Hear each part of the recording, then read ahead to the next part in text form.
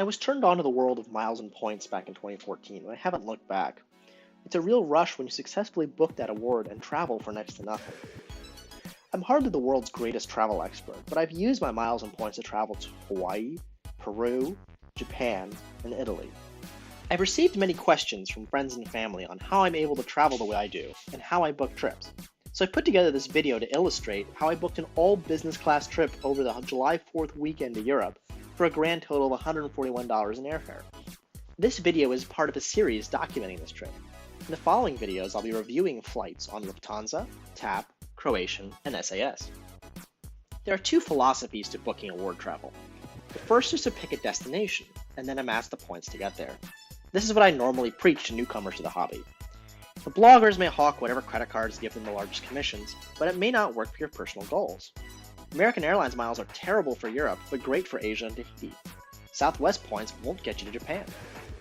However, in this case, I was given an unexpected extra week off of work over the July 4th weekend. So I took stock of what currencies I had to see if I could construct a trip. I ran into the following challenges when designing the trip. 1.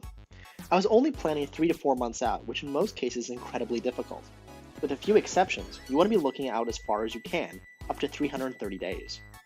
2. I wanted to go to Europe during the summer, an incredibly busy time and notorious for award availability. 3. To make matters worse, I was booking over a holiday weekend. So I took stock of what points I have. Now, how I earn these points is a story for another day. What I would be able to book would ultimately come down to transatlantic award space and the notoriously high fuel surcharges that many carriers levy on awards, particularly to Europe.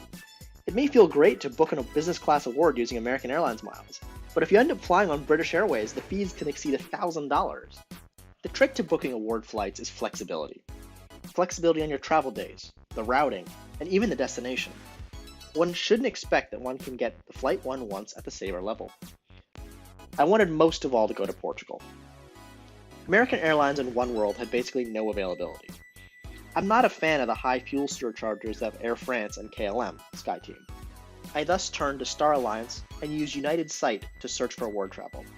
In 3 separate windows, I looked at flights from Chicago to the 3 major airports in Portugal: Porto, Lisbon, and Faro.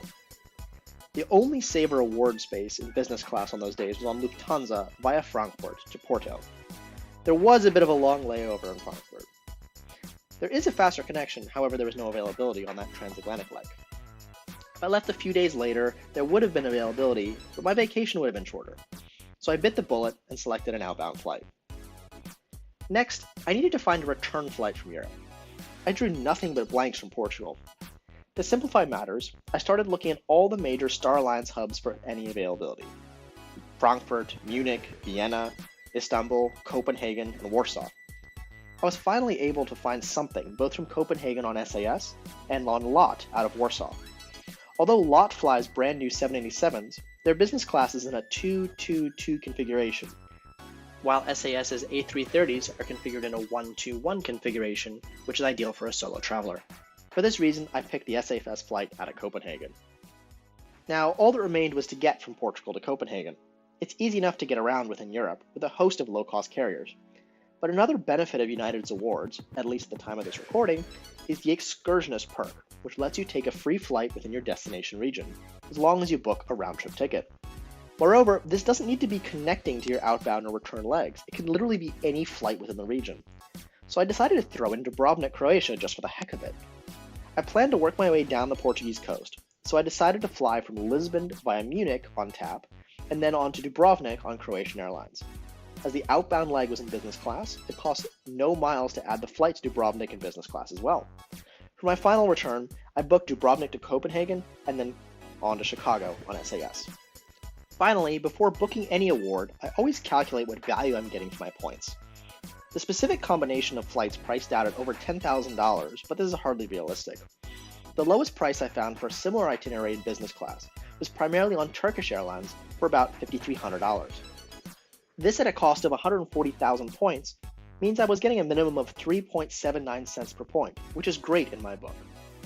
So I transferred the necessary points from Chase to United, which is an instantaneous transfer, and booked the award. Once ticketed, I called up United to get my confirmation number for the other airlines, which I could then use to select seats on Lufthansa or SAS's website. So that's how I book an award ticket. 1. Where do I want to go? 2. What points do I have? 3. What is the availability of the most difficult legs to book? 4. Fill in the rest. 5. Make sure I'm getting a good value for points. I hope this was helpful and inspiring. I'll be traveling through 4 countries on 4 different airlines, and we'll review all of them on this channel.